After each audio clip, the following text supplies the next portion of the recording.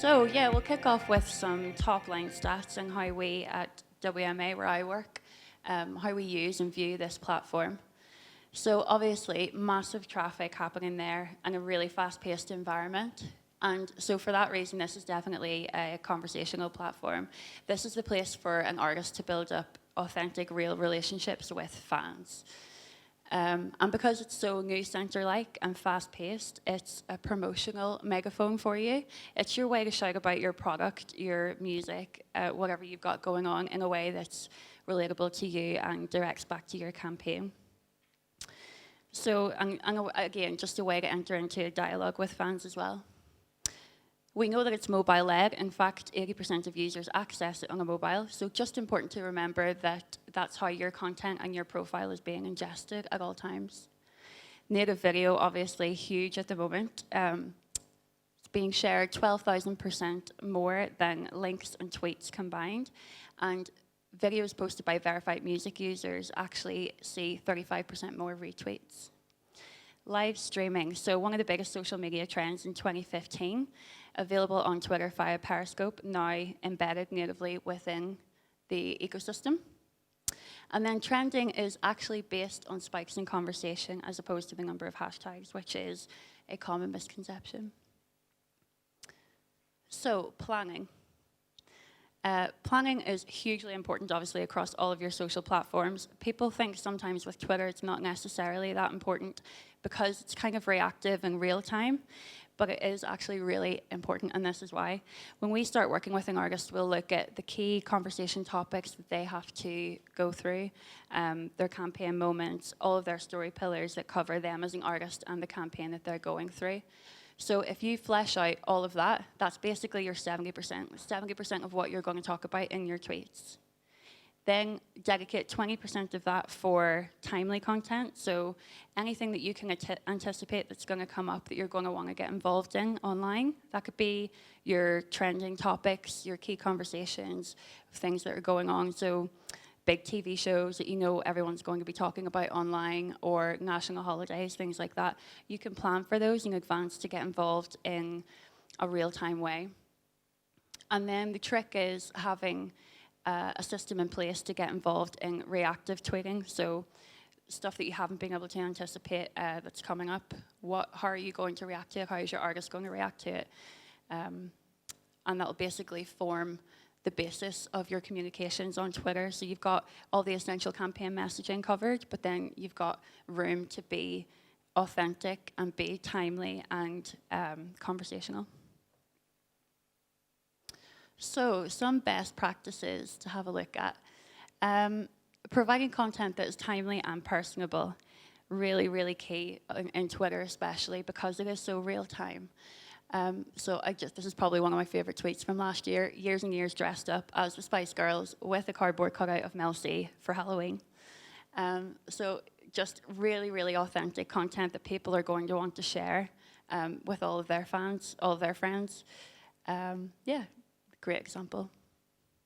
Joining conversations that are trending and relevant or interesting. So this example here this is from the Maccabees. This is their album campaign from last summer.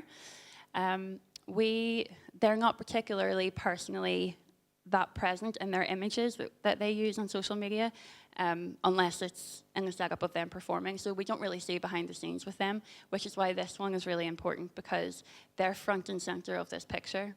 We had this banked, it hadn't been used, and we saw that World Photography Day was trending. So we collaborated with the band to pull this together with some personal copy. And the copy is actually lyrics from the lead track from the album. So it tied into the personal side, it tied into trending topics, and it all related back to the album campaign at hand.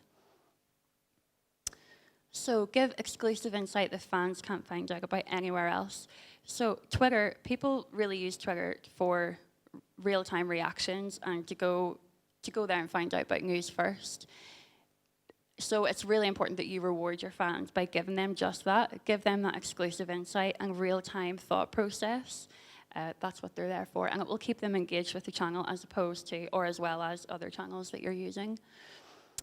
Minimum tweets and hashtags, so there's not a one-size-fits-all for everyone. This should really be applied across different artists and different campaigns dependent on what's happening with them. But as a rule of thumb, because there's so much going on Twitter, you think about your Twitter feed, how many people you follow, how many tweets you see throughout the day. How are you going to stand out if you're not tweeting actively? There's no point in having a really amazing Twitter profile if you don't use it. So typically I would say absolute bare minimum of 2 tweets per day for most people. And then don't spoil that lovely tweet with a million hashtags that just look like spam. And then some bigger executions to have a look at. So in terms of Periscope, obviously, live streaming was massive last year, as we talked about. This activation, this band Paris, they're American, but they were having some really good UK radio reactions with their track St. Patrick, and they were also playing a few shows in the UK and Europe. So we wanted to connect the fans that were hearing this track on radio with their online, and we wanted to connect the fans that were seeing it at shows with their online. So we announced a series of streaming sessions of that track St. Patrick and had a brainstorm light bulb moment with that name, Periscope, which I'm still really happy about. And so that meant that we announced it in advance. There was already an audience there waiting to come and see it. It gave them that insight into behind the scenes. It also gave the US insight into their journey in the UK, and then created an additional talking point for the tech blogosphere because the app was still quite new. So going back to timely conversations, another Maccabees example here because I love them. This, again, from the album campaign, they were having a series of in-store signings, and the London one just so happened to fall, unfortunately, during the tube strike, which was a bit of an issue. But we saw the better side of it, and we anticipated the reaction that we were going to have online, because the last time tube strike was trending on Twitter. So we worked with the band, we got them personally involved, we got some really nice personal copy out of it, and again, they're front and center in the image, and the album artwork is subliminally in the background. So it's a nice little message, and this was actually one of the top performing tweets of the whole campaign. New apps and products. So this is an easy way to join in on new conversations and be at the forefront of these developments within some of the biggest social media apps. Last year, Ollie Moores was one of the first artists to get access to the new Twitter camera app. And he used this by putting out these really personal, up-close pictures of himself branded with stickers, most of which were related to the campaign for his single at the time, Kiss Me. So it worked on so many levels because you've got those behind-the-scenes images with Ollie. You've got the branding with the single, which is subliminally getting it into followers' minds and also drawing it back to the campaign at hand. And actually, the tweet with the glasses got twice the amount of engagement than any other tweet that week and 70,000 more impressions. So worked really well. And that is Twitter.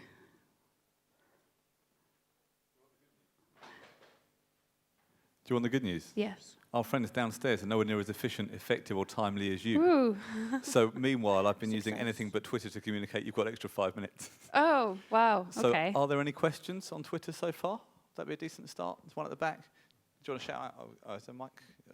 Sorry, bear me a sec.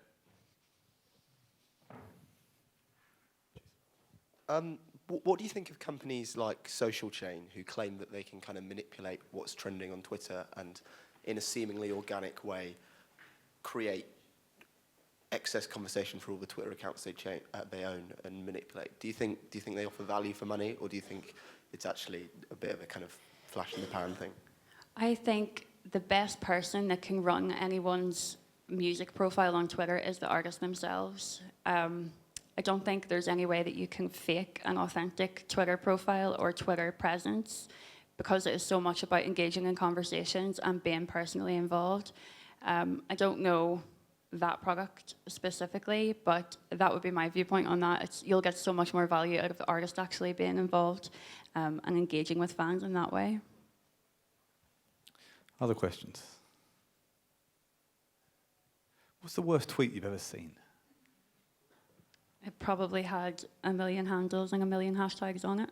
I considered while you're up there just doing an entire tweet of do not use too many hashtags, but thought it was a bit cliche. Other questions? I'm just curious about your opinion on what some bigger artists have used Twitter for. So like Kanye West just went on like a huge rant dissing some other artists on Twitter.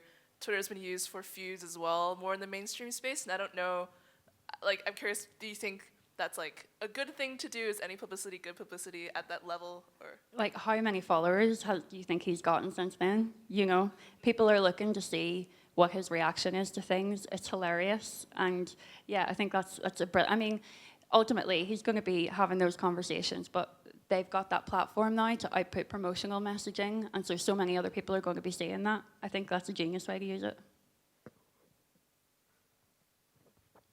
Any more for any more? You said letting the artists themselves be in charge of the Twitter account is most effective, but in a band situation, do they all equally have like access to it, or do you like specify to the front man or like the one person? I think it's definitely a case-by-case basis, and it depends on, there might be someone, often the case is that there's someone in the band who feels so much more comfortable working with the account, and whether that be just expressing their opinions, or maybe they know, they've done it for a while and they know how it works for them. I think as a band, you can use it, you can all use it together and sign off, and that's a nice little, sign off at the end of the tweet is a nice little personal added touch, and a way to keep people engaged with it. But it definitely is a case-by-case basis and just depends what people are comfortable with.